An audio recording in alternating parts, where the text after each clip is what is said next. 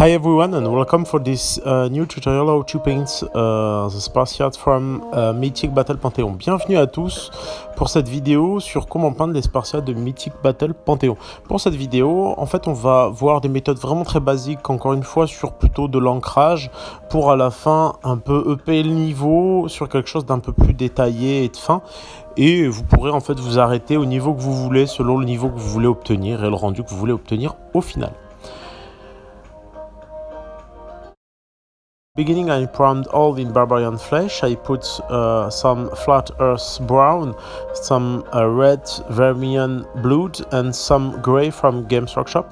And I'm going to start with some big wash on all the miniatures with Seraphon Sepia.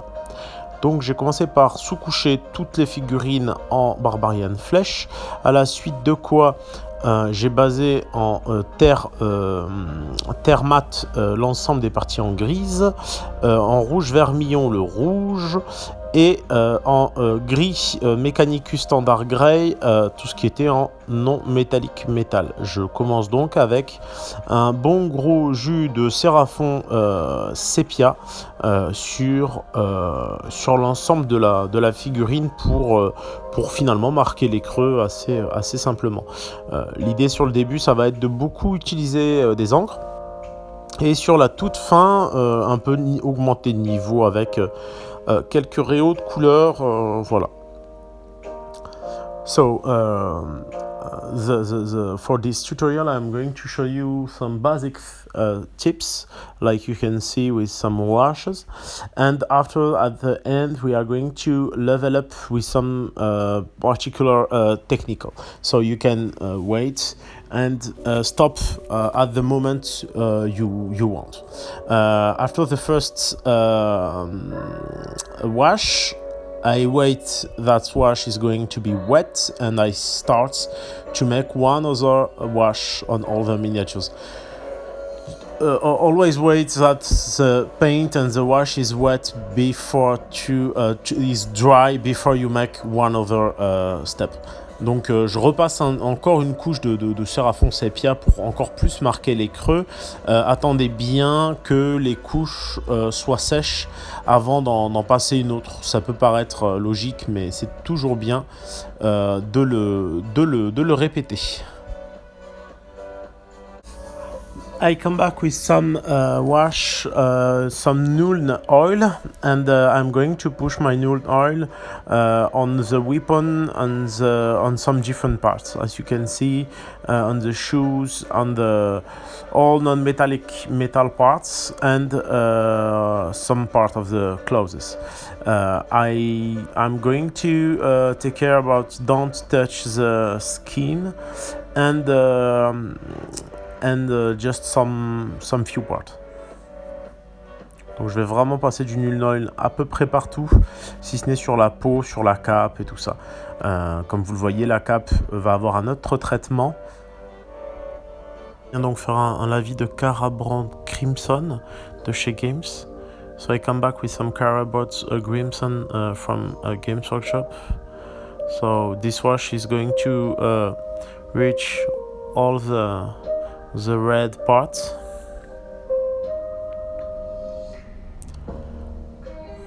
Donc n'hésitez surtout pas quand vous utilisez les encres, hein, je l'ai déjà dit, mais c'est toujours bon de le réentendre aussi entre différentes vidéos, à bien distinguer les différentes zones quand vous passez votre encre, pour que finalement les zones au fur et à mesure se distinguent tout simplement les unes des autres. J'hésite pas à revenir un petit peu avec le pinceau pour enlever l'excédent, et là vous voyez une fois déjà les étapes un peu plus sèches ce que ça donne. Donc je reviens avec du Nuln Oil pour marquer encore plus certaines zones. So I come back with some Nuln Oil to have a very more strong shadow, and I come back with the red washes to have more and more contrast into my different elements, and I push a little bit of this wash on the shield. Donc voilà où j'en suis une fois en fait ces travaux-là effectués. Je vais ajouter une encre de Western Green dans le bouclier pour teinter un petit peu le bouclier tout simplement, et toutes les zones d'armure en bronze. So I come back with some Western Green into the shield and the different element in bronze, just to make a small difference between the different elements.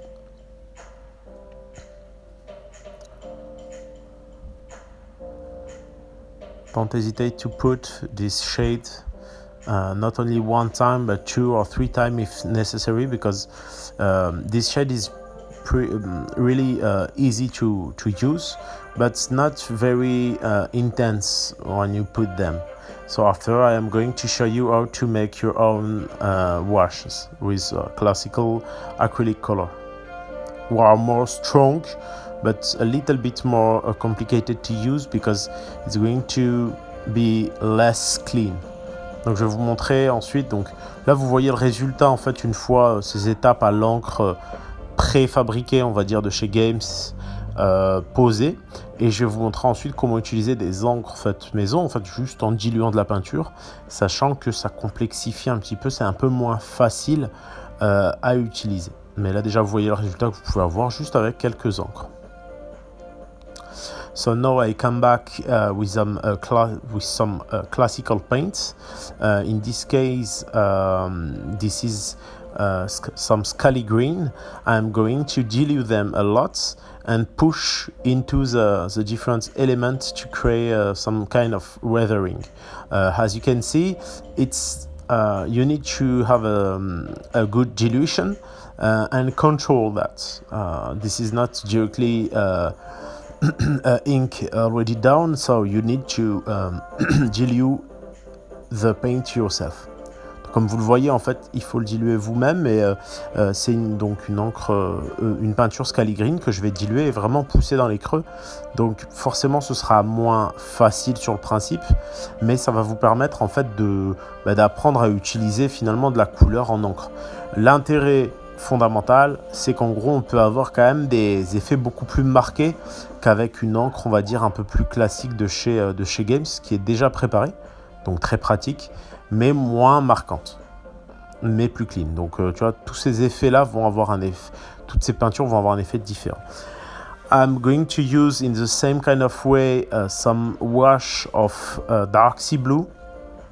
Take care about the dark sea blue because this is a very strong color, but as you can see, you can push them, for example, in some parts to create a better contrast between the back of the closes and the up, the down and the up.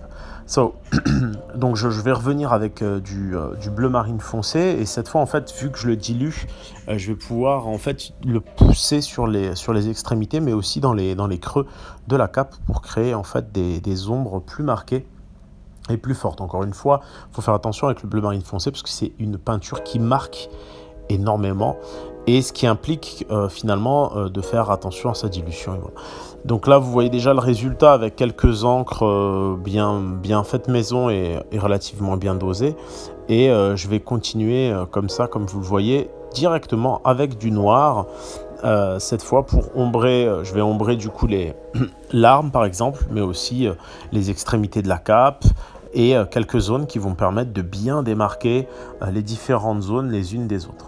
I come back with some black. I dilute a lot just to put more shadow into some parts, like the closes, like the non-metallic metal parts, and make a difference between the different elements, skin, closes, leather, and non-metallic metal. Even if it's bronze or classical metal, that can make a big difference. Donc comme vous le voyez, vraiment j'hésite pas à vraiment booster les contrastes avec ce noir. Donc encore une fois, ça demande une meilleure maîtrise que les encres préfabriquées, mais comme vous le voyez, ça crée un contraste beaucoup plus fort. Donc on perd en propreté, c'est certain, mais on gagne quand même beaucoup en contraste et en effet wow. Donc ça mérite d'essayer ce genre de pièce. des pièces comme ça de jeu sont idéales à mon sens pour s'essayer à de nouvelles techniques. Donc n'hésitez vraiment pas à vous lâcher pour voir ce que ça peut donner.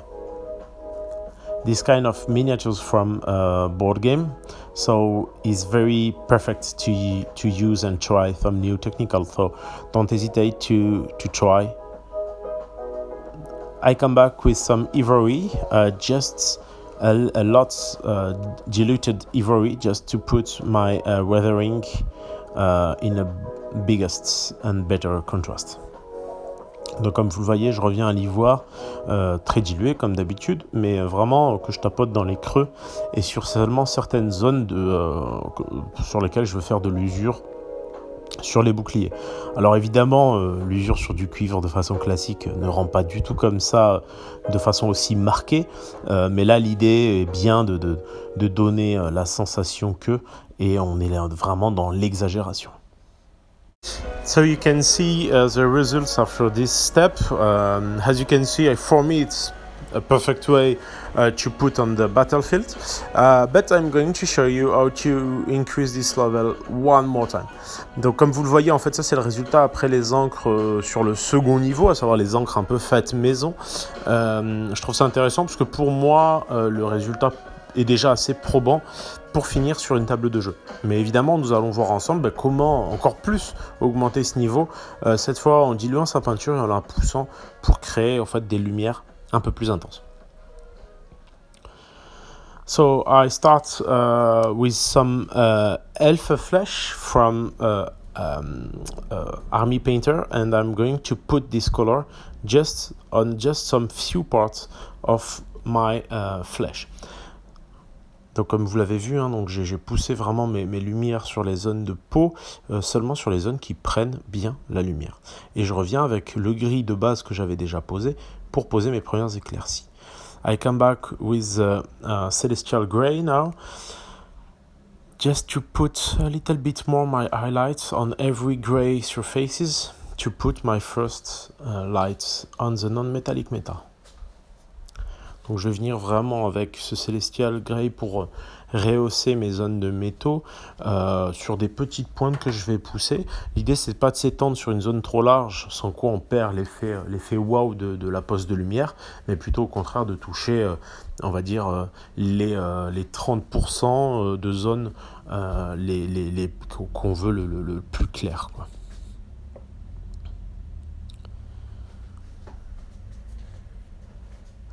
Now I come back with directly with some ivory, and I push some point and some line of light directly to create a big contrasts.